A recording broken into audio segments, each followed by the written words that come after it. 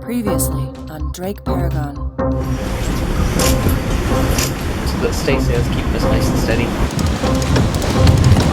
We're getting waves now. She got very seasick and violently ill. Hey, how you doing? Wing and wing directly downwind. A lot of currents. You're like, We are right there, so we're about halfway.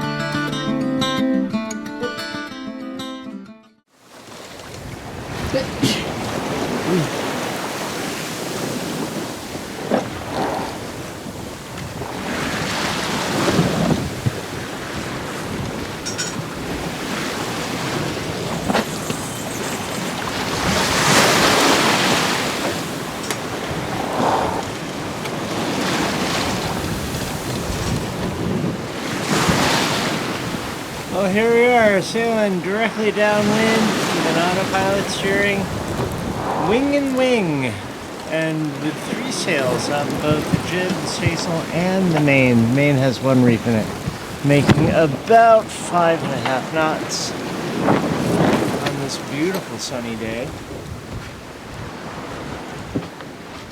all is well. Say hello to your fans. Hello!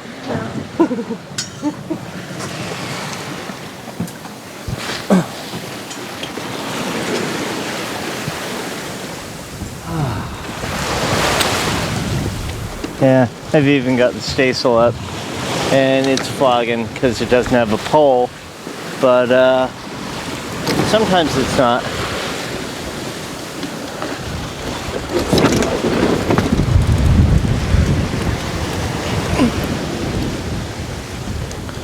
Wow.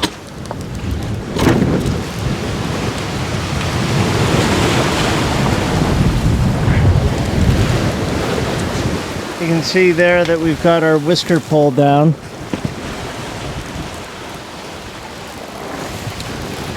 Keeping the clue of the jib out there for the most part.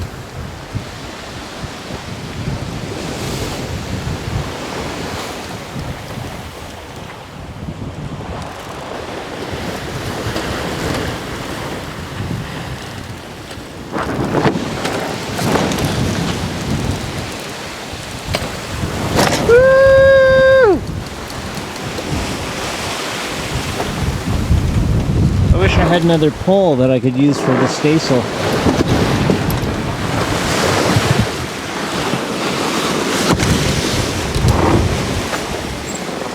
Oh, that looks bad.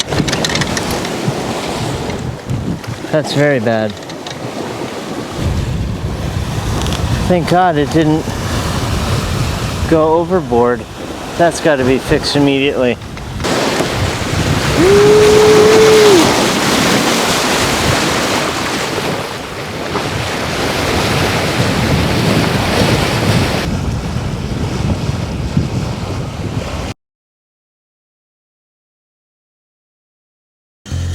So it's June 12th.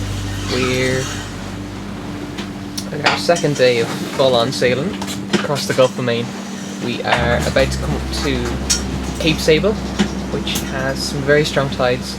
So we're debating whether we should keep going this direction we are, which is a little further south, or whether we should cross the sails now. I think we're gonna keep the goose wing or the wing and wing for maybe another hour at least, because we got very good wind and we got very good speed. We're doing just over 7 knots through the water and 8 knots over ground, so we're flying, which is reducing the amount of time we spend out here. It does put more strain on the gear, but you know, so far it seems like it's holding okay.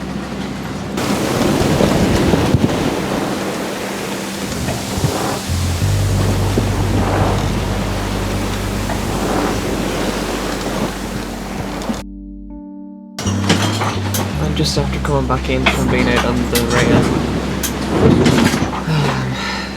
It's really lumpy at the moment, and the jib was flapping absolutely like crazy. What was wrong was that the lines holding the pole in place were too loose, so every time that the boat rolled from side to side, the jib would back and come over, and then once we rolled back again, the jib would snap back into place. So it was putting a lot of pressure on the jib, it was making the mast jerk, and you could feel it. The line had come out from the rubber hose, so I had to put it back into the rubber hose, had to tighten it, but only tighten it when it came off from being under pressure from the jib. So it was a good bit of work.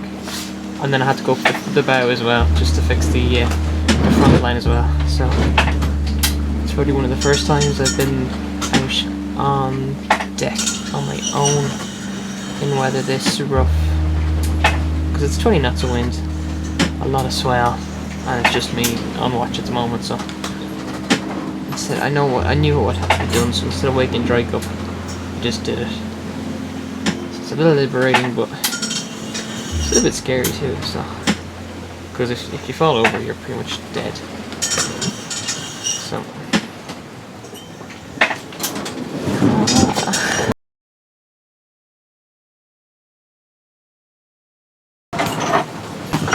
Eanna, for the first time in some pretty rough stuff, is gonna go take the whisker pole down.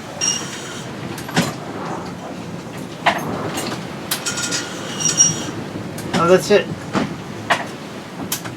It's free.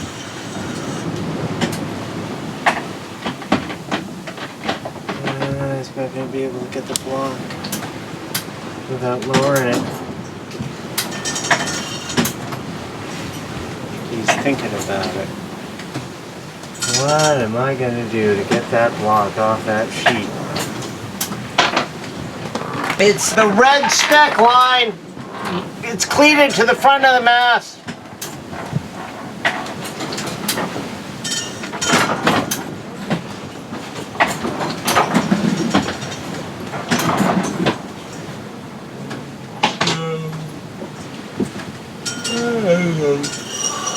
Nice.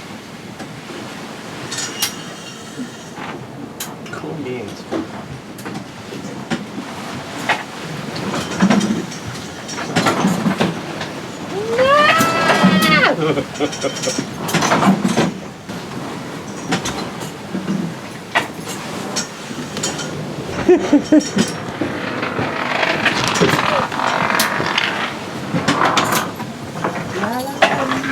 It's gonna be quite a workout. So that's the after guy line, which holds the whisker pole aft. We tie it to the stern cleat, just over 4 through the water, with a single reef main going straight downwind. And what's that? 15 knots apparent. No, 16 knots true. 12 knots apparent. Dead downwind. So we had the jib on the whisker pole on the port side, but it was forcing us to turn too far south. The dotted line there is what we wanted to do, and you see our course in the lower left of the screen, we're heading too far south. So to change course, you have to bring the jib in and put it on the port side. Really careful.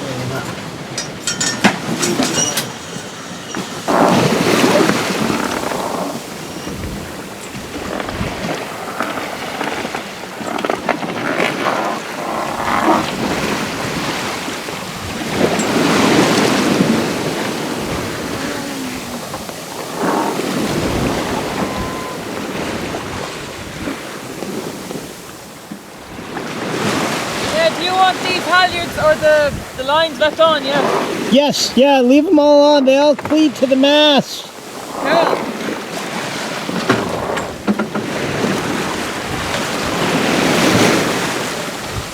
when you raise it with the halyard, you need to pull that line that releases the piston. The thing that caught the snatch block also catches a ring on the mast. Yeah. Okay. So it's a little bit of a bitch. Yeah, it's done now. Care- Just go to the other side. Careful that thing doesn't swing around and hit you. I'm a little worried about it. Oh, let me get my harness on. I'll be right up. Maybe I can help you. Very good. Yeah. That's good now. First time using the whisker pole, and we got it back up on the mast Without messing it up. without messing it up. Yeah. Not anybody getting hurt. Oh, Okay. we're going 4.5 knots now, dead downwind. I think it's perfect now. Ladies and Yeah. gentlemen, if you have a look at just Oh, the yeah. angle that we're going to go through. That's a big plan, yeah. Dun-dun-dun. Okay, so this is us, Yeah. North Atlantic Ocean. This is where we want to go essentially. Uh-huh. So we were using the whisker pole while it was up to get some speed. So we're going kind of in the right direction, but now it's come to the point where we got to say, right, let's go and start turning up towards our destination. So we're gonna go right through that deep section between the two shallower sections. How shallow are those sections? The lower section is called Brown's Bank. Brown's and it gets Bank. right down to about 16 feet. 16! Wow. Yeah, so it gets really, really shallow. So we're going to go right above that, but below another one. So we're going to go closer to Cape Sable. Cape Sable. So we're going closer to Cape Sable, but we're not going too close. It's the start of the shallower water, but it's still like 50 feet deep. Yeah. And then we're going to go up, right up to our waypoint, right up, yeah, which is 88 nautical miles away from us. Oh my god, we're Yep. almost to Cape Sable. And once we're past Cape Sable, then I think the swell will die down because it's all been northwesterlies. So we'll be in the Zali of Zealand. Can't wait. So it'll be good. Hopefully the timing works out such that the current's not against us when we go around Cape Sable. Fingers crossed. And we can put the jib out. Like after we get on Corso, right? Okay. So you... Oh, just adjust the autopilot. Oh, the autopilot. Yeah. Yeah. Okay, so what heading do we want to go on? And then the course to steer 90. So nice and slow, yeah? I would say so, nice and slow, and then see how it goes. And we'll start the turn off of that. And that's steering more to port. Yeah, still keep down the street. A little more. Yeah. I need to do like 15 degrees. Let's try that. That's 10 to 90 now. Looks like it's acquired the course. Just about. Yeah. Okay, what do you think? Want to put it out the staysail? Cool. What I usually do is I take the bitter end of it Yes. and I start flaking it on the deck from the bitter end. That way you don't have any knots like that. Or Yes. when the full force of the wind is deploying the head sail out, if it snags Then on the if rid it- of the staysail or break the line. yeah, or at least just like mess up your day. So I usually flake it onto the deck from the bitter end. So put the bitter end down on the deck, flake it down on top of itself. That way that practically guarantees that it won't catch itself. Okay. Yep, perfect. Yeah. Alright. All winches. Okay. Here it comes, so forecast. And it's all the way out, that's it. Now That's it? put it on the cleat, yep. That's it. Or put it on the winch if you want to winch it, but I don't think you need to. Yeah, just cleat it. Yeah, that's it! You thought there would be more? I'm like, where's the rest of the sail? I'm so used to the jibs. You see. Yeah. Staysails. Is that nice? Is that better? Yeah. What's speed? What's the It may take like, a minute for Speed to come out. speed change to become apparent. Oops, excuse me. Become apparent, but we're I'm seeing Speed over ground, they're above 5. Yeah, 5 to 6. Oh, 4. Damn you! 6. 6. 5. Okay. Well, it's definitely quicker anyway. Well, maybe that's good. Maybe that's it. Look at a little seagull in the water. They've been doing that. What they do is they kind of fly around, and they fly just in front of the boat. Really? And they go, like we go by, and they go, how are you? And then sit back, and they sit right down, and then I think they look for like fish and stuff in the water, following our way. Really? I think so. Because they've been doing it like for my whole watch, and I was trying to kind of video them, and I just say, I'd be like, I record them, and then they go by, and I wouldn't bother like trying to shoot them there. Yeah. Sit, and I know that they'd float by, and I'd be like, hey. Wow! So you got a few already. Huh.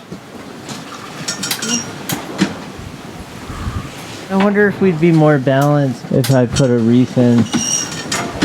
I should put a reef in. Because it's 6 now. And what have you blown? Like, is it? Well, yeah, 19 knots true. Okay, 20 knots. 20 knots true. We should put a reef in. Yeah. I can feel it too. It's like the boat doesn't feel right. See, look. What? To the left. Seagull. Where is he? Just. He just sits there, and then he waits, and He's- he waits, and he waits, and he looks at the back of our boat. And then he'll take off again and wait 2 minutes.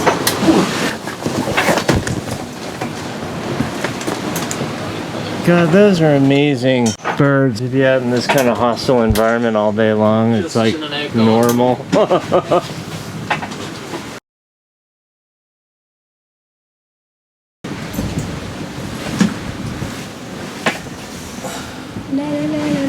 Yeah, I always like to reef before night if there's any, even if there isn't any possibility of getting the squall overnight. Because if you do, it really is not fun, and it is dangerous to run up on deck in the middle of the night when you can't see what you're doing and you have a squall coming through. Almost always make sure I've got a double reef in the main before nightfall. That's just me. We go a little slower, that's fine by me. Day 2. This is day 2, isn't It it? is day 2, isn't It's like day 2.5, or yeah. So we hope to make landfall, before sunset tomorrow or in the morning the next day, huh? I think probably morning next day. Yeah.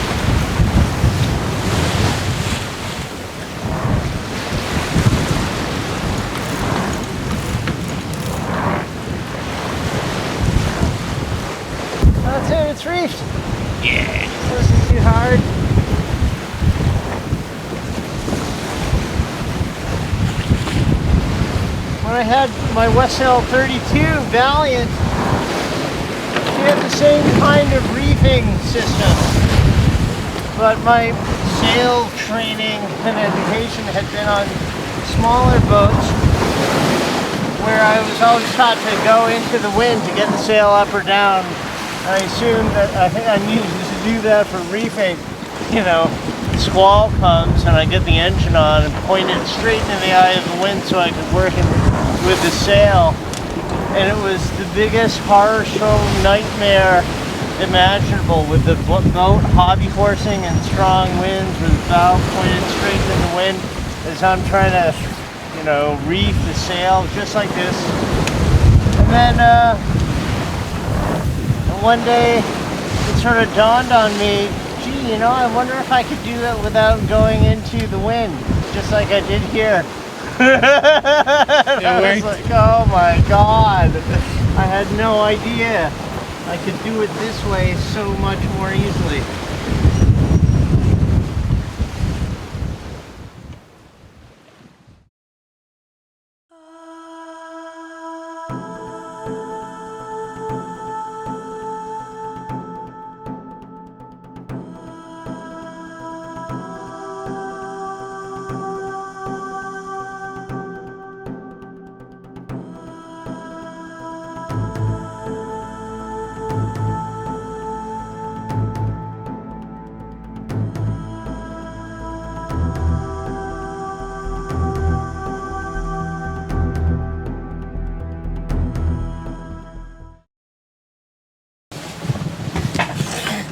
Oh.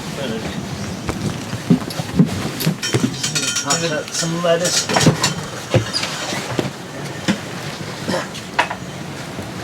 Bad lettuce. It took a wrong bearing.